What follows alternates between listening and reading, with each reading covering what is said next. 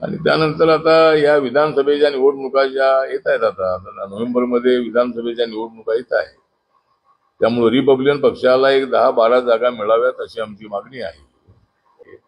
महायुतीच्या नेत्यांना आमची एवढीच विनंती आहे की रिपब्लिकन पक्षाला सन्मान मिळणं अत्यंत आवश्यक आहे. स्थानिक कार्यकर्त्यांची माझ्याकडे सातत्याने तक्रार आहे की शासन आपल्या दारी जे कार्यक्रम झाले त्याला आमच्या पक्षाच्या लोकांना बोलवलं जात नाही. आता माझी लाडकी बहीण हा कार्यक्रम असतो त्याला आमच्या कार्यकर्त्यांना बोलवलं जात नाही. त्यानंतर सत्तेचा कुठलाही सहभाग दिला जात नाही आहे.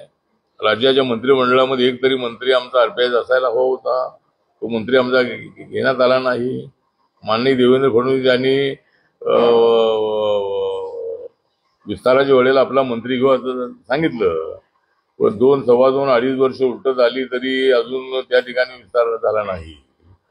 त्यामुळे रिपब्लिकन पक्षाचा असा अपमान होणं योग्य नाही आहे. रिपब्लिकन जनता ही अभिमानीची जनता आहे. आता जातनिहाय जे जनगणना आहे, तर आता शेड्यूल कास्ट आणि शेड्यूल ट्राईबची जनगणना होते. जनगणना जी 11 जी आहे ती 21 मध्ये व्हायला होती. कोविडमुळे ते थोडंसं विषय थोडं लांबलेला आहे. जातनिहाय जनगणना जी आहे जनगणना झाली पाहिजे. आणि माझ्या पक्षाची भूमिका अशी आहे की फक्त ओबीसी जनगणना न होता, आता एससी एसटीची जनगणना होते, पण ओबीसीच्या आणि जनरल कॅटेगरीची जनगणना झाली तर प्रत्येक जातीचं नक्की किती पर्सेंटेज आहे हे आपल्याला नक्की बघायला मिळेल.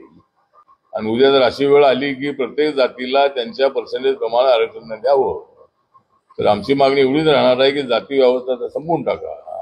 आणि आम्ही त्यासाठी तर तयार आहोत. सगळ्या जातींना आम्हाला द्या, तुमचं तुम्ही घ्या. तुमच्यामध्ये वाटेकरी होण्याची इच्छा आमची नाही आहे. आम्हाला आमच्या पॉप्युलेशन प्रमाणे आरक्षण मिळते, त्यामुळे इतरांनाही मिळावं हीच आमची भूमिका आहे. मराठा आरक्षण जे आहे ते मराठा आरक्षण जरांगे पाटील मागणी करतायत. त्यांच्या मराठा आरक्षणाच्या मागणीला आमचा पूर्णपणे पाठिंबा आहे.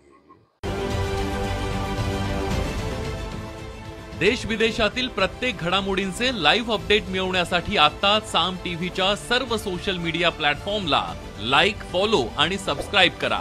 तसंच सर्व नोटिफिकेशनसाठी बेल आयकॉन प्रेस करायला विसरू नका.